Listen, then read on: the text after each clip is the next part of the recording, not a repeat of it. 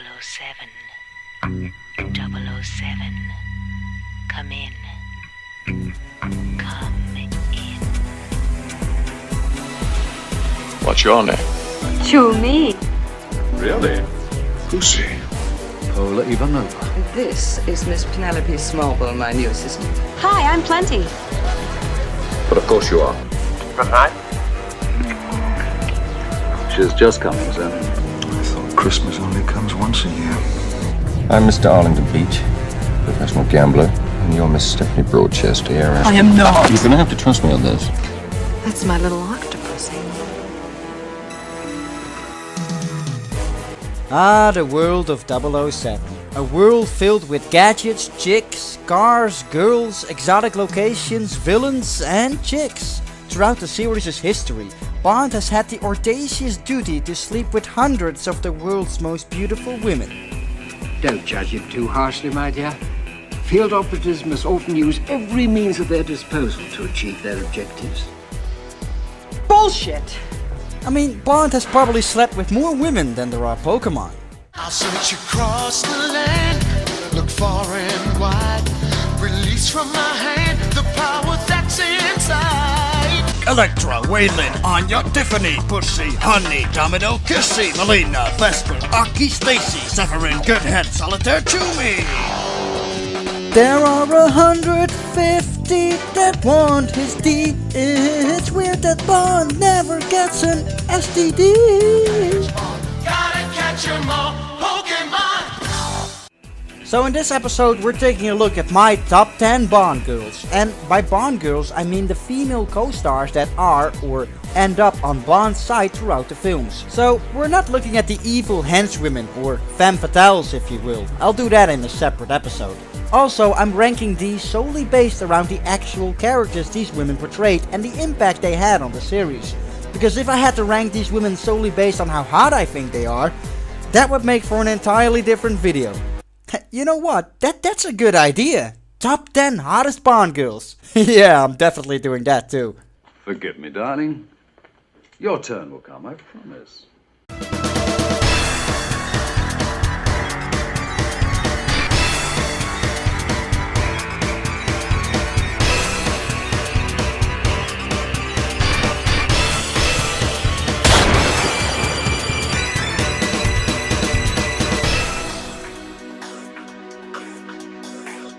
There are so many Bond girls to choose from, so there were bound to be some honorable mentions. Tatiana Romanova is classic. The scene of her lying naked in Bond's hotel room, meeting him for the first time, is so iconic. It was used as the audition scene for new Bond actors throughout the years. I love her innocence and the way her character is kept so close to Fleming's vision of her. She just didn't make the cut. I also have to mention Wei Lin, who essentially is another one in the long line of female secret agents that Bond teams up with, and arguably the one that did that the best. Among all Bond girls, she's easily the most skilled in martial arts, and it's fantastic she did all the stunt work and fighting herself. Shame the romance side of things felt a bit forced. As for the dishonorable mention, fans usually shit on Denise Richards being the worst one, being a terrible actress casted as a nuclear physicist. But to me, Tanya Roberts playing a state geologist really isn't any better. These green lights, they're Zorn's oil wells. The ones he's been using to pump seawater into the Hayward Fault. These lead straight into this section of the San Andreas Fault. You know, Zorn just has to blast through the bottom of these lakes to flood the fault. Except right beneath us is the key geological lock that keeps the faults from moving at once. I mean, you can totally picture Roger Moore thinking like, "Forgive me, darling, but you have no idea what you're talking about." And then there is her signature helpless bimbo screaming. Jane, help me! Jane! Jane! Jane! She didn't even notice a freaking Zeppelin sneaking up on her. I mean, if I was Bond, I would have been like, "Good job, Zorin, you deal with her. I'm just gonna screw Paula Ivanova instead." What are you doing here? Looking for shells? No, I'm just looking. No Bond girl ranking would be complete without the one, the original, Ursula Andress as Honey Rider. Well, Technically, Sylvia Trent would be the first Bond girl we ever see. Or, if you want to be really precise, Linda Christian, starring in the very first television adaptation of Casino Royale in 1954. But no one can deny that Ursula Andress can be considered the quintessential Bond girl. When this chick first emerged from the ocean in the theaters back in '62, not only did she cause a tidal wave of hormones and etched her half-naked image deeply into young boys' psyche all across the globe, but the impact of that scene is still considered to be one of the most iconic and memorable moments in cinematic history. It's been parodied and homaged so many times.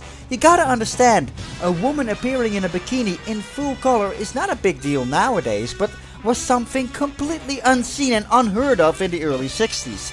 She's the ultimate symbol of all Bond girls and really shows that being a Bond girl is empowering and a fantastic honor, unlike what feminists like you to believe. And even though character-wise Honey was nothing special, she was essentially just an uneducated wildlife beauty looking for shells in Crab Key.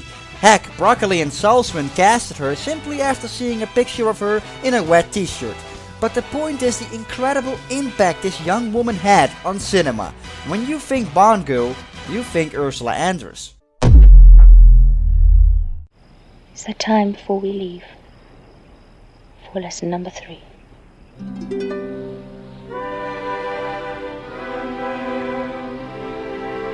Absolutely.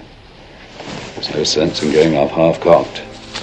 Solitaire is a very unique Bond girl, a tarot card reader used by Kananga to predict the future using her psychic powers. I could definitely use my own Solitaire, for the greater good of course.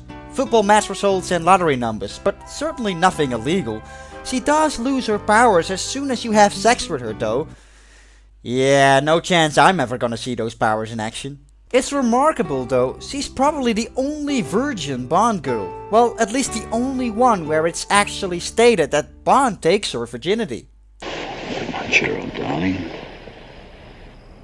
Has to be a first time for everyone. It's kind of weird though that makes her lose the powers. Most women I come across seem to think they get all kinds of powers after you sleep with them. But she did turn into a nympho as soon as Bond slept with her, so, you know, nice. Anyway, Solitaire is a classic Bond girl. The innocence and mystique surrounding her character makes her one of the more intriguing and memorable Bond girls in the series. Who are you? My name is Pussy Galore. I must be dreaming.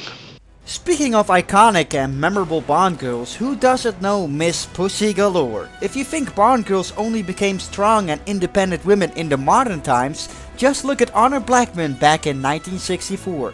She was a tough girl who didn't take crap from Bond. In the novel she was a lesbian, and in the movie that's not officially stated, though it's definitely implied. You can turn off the charm. I'm immune. Of course, Bond manages to overman her and convert her, but hey, he's Bond. Pussy Galore is one of the most beloved and iconic Bond girls in the series. She's strong, she's skilled, she can fly airplanes, wears golden outfits, and has a squadron of chicks with pointy tits backing her up. Pussy Galore is part of the many fantastic elements that make Goldfinger such an iconic film. My only complaint is that they made a script change of her introduction scene, because I recently found out that scene would originally go like this. I am Pussy Galore. Yes, of course you are. But what is your name? And come on, that would have been even better.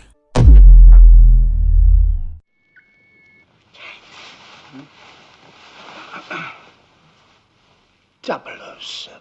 Triple X. Bond, what do you think you're doing? Keeping the British end up, sir. 007 teaming up with a female secret agent is not something out of the ordinary anymore. It was done for the first time in You Only Live Twice with Aki and Kissy, but then it was brought to the next level in 1977's The Spy Who Loved Me. And sure, it was done countless times since with Dr. Goodhead, Pam Bouvier, Jinx, Camille, and the earlier mentioned Wei Lin, but in my opinion it was Barbara Buck who really set the standard for this type of Bond girl. Bond being forced to team up with a KGB agent during the Cold War to take down a megalomaniac supervillain is just timeless. She uses her own nifty little gadgets and outsmarts Bond a couple of times.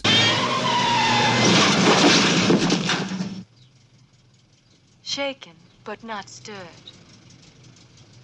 She was one of those Bond girls that had the potential to be 007's equal. To a certain extent, of course. I mean, there was still a part in which she ended up being a damsel in distress who all of a sudden swapped her uniform for a sexy dress for the audience's convenience. But hey, I never complained. Only a certain kind of woman wears a backless dress with a Beretta 70 strapped to her thigh. One can never be too careful when handsome men in tuxedos carry walkthroughs. Severin definitely is one of the most interesting Bond girls in recent years. And I think the biggest downside to her character is that she isn't in Skyfall for long enough. In the few scenes we get with her, I for one immediately got invested into her character. That's not just because she's insanely hot. No, really, the character. I thought her character was interesting too. It's not often Bond runs across girls who were victim of the Macau sex trade in their past, but it immediately gets you more invested into her. Essentially, when you really think about it, she was mainly used as a plot device. We are led on to believe that Bond will rescue her from the hands of Silva after she discussed her dark past with him. But this was really just an easy way to introduce Bond to Silva. It was quite shocking to see her get killed just like that. And yet, Béatrice Marlowe manages to steal every scene she does appear in. To me, she really had the potential to be one of the best Bond girls had she had more impact on the actual story. But fear not, I can already spoil to you, you'll definitely see more of her once I get to that top 10 hottest Bond girls episode.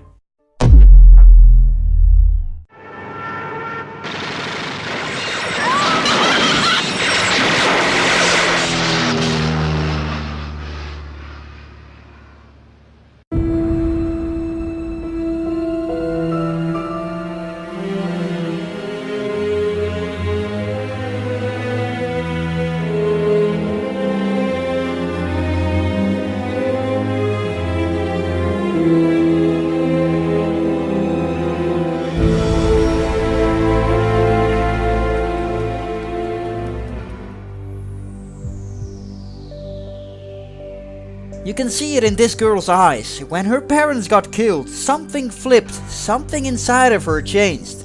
Melina was not gonna be your everyday happy-go-bang Bond girl, but for the first time in years, things were dead serious, and as a result we get one of the most underrated badass Bond girls in the series. Melina is on a private vendetta to find the people responsible for killing her parents, and armed with her brains, a crossbow and a bright yellow Citroen 2CV, this chick is not about to be stopped from doing so. The Chinese have a saying, before setting out on revenge, you first dig 2 graves. I don't expect you to understand. You're English, but I'm half Greek. And Greek women, like Electra, always avenged their loved ones. Melina was one of the more realistic and refreshing Bond girls that Roger Moore's Bond runs across, and I definitely like her for it. A great Bond girl is when they are unique and different to the norm, when they have a little bit of a personal backstory and some relevance to the actual plot. And Melina falls into that description perfectly. Your Royal Highnesses, my lords, ladies and gentlemen, the toast is the bride and bridegroom, Mr. and Mrs. James Bond. Of course, the one and only Bond girl that Bond has married has got to be on the list. Tracy easily is one of the best things to Majesty's. And I made it no secret in my recapping episode of that film that I'm in the minority of people who isn't the biggest fan. However, I am a fan of Tracy, who for me is the main reason to watch the movie. If you read the Fleming novels, you'll know that among all the girls Bond runs across, there were 2 that really had a significant impact on him. And in Majesty's, Diana Rigg translated one of them to the screen in such a masterful way. Her acting is just spot on. You can totally believe that this could be the woman that Bond would lose his heart to. Strong, yet emotional. Skilled, yet deeply damaged. Still, to this day at least, she remains to be the only Bond girl we saw Bond getting married to. And that final scene still is one of the most heartbreaking moments in the series. I sometimes just wish he would have been paired up with Connery's Bond instead though. Having seen his Bond casually sleep around with multiple Bond girls in the past 5 Bond movies and then finally lose his heart to this woman could have really given this movie a greater impact. Well, you can't win them all. Dumb, stubborn, stupid.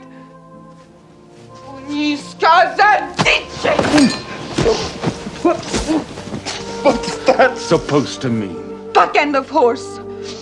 You're calling me a horse's ass.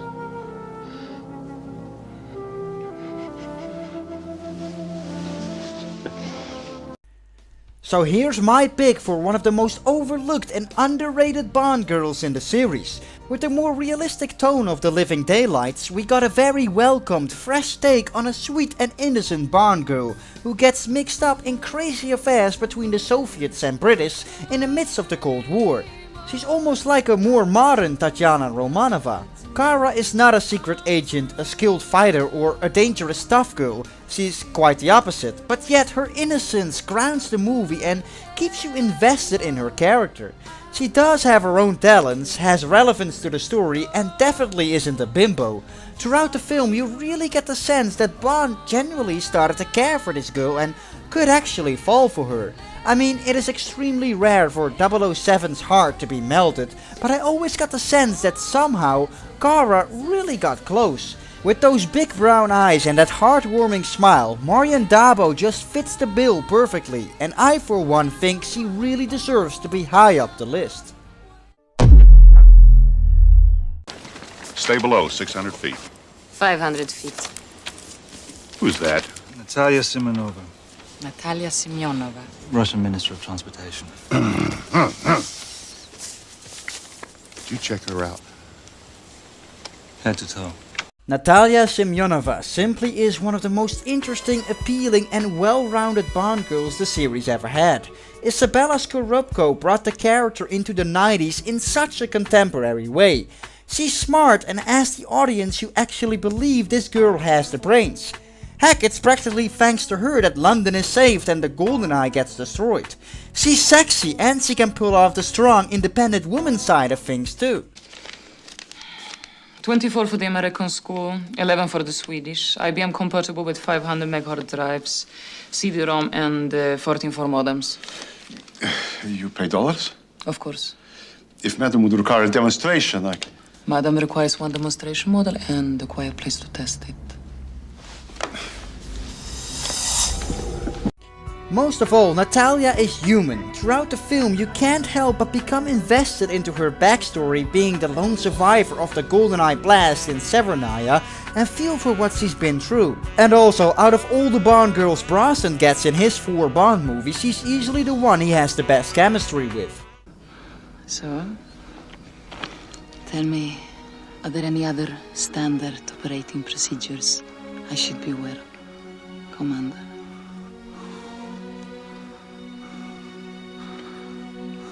Thousands. But I only pay them lip service.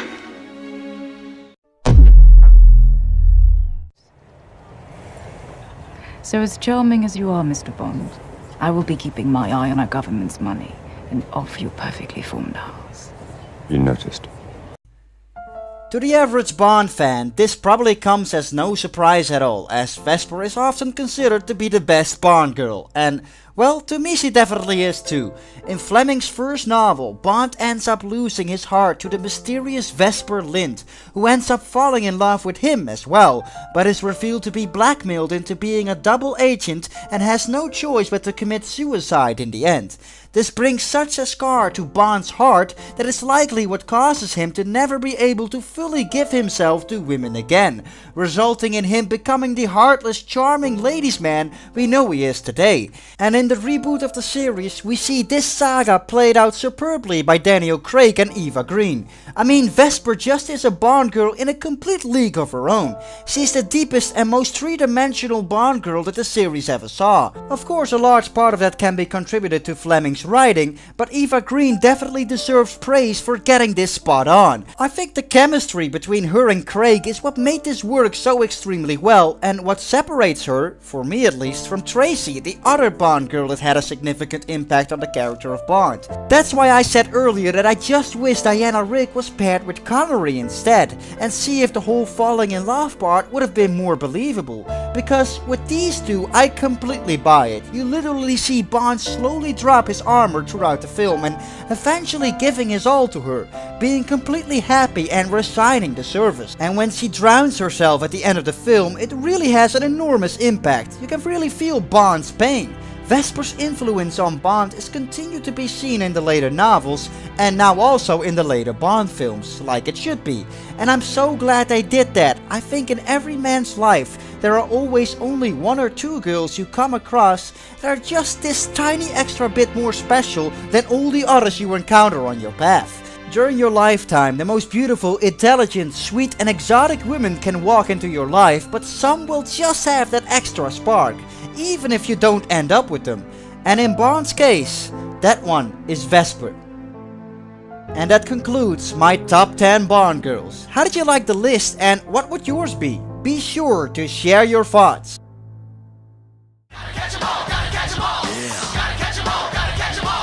Tracy, Madeline, Cara, Loopy, Dajana, BP, Merry Christmas! Nah, that won't work though, it's freaking summer. They should have voted for this one in December.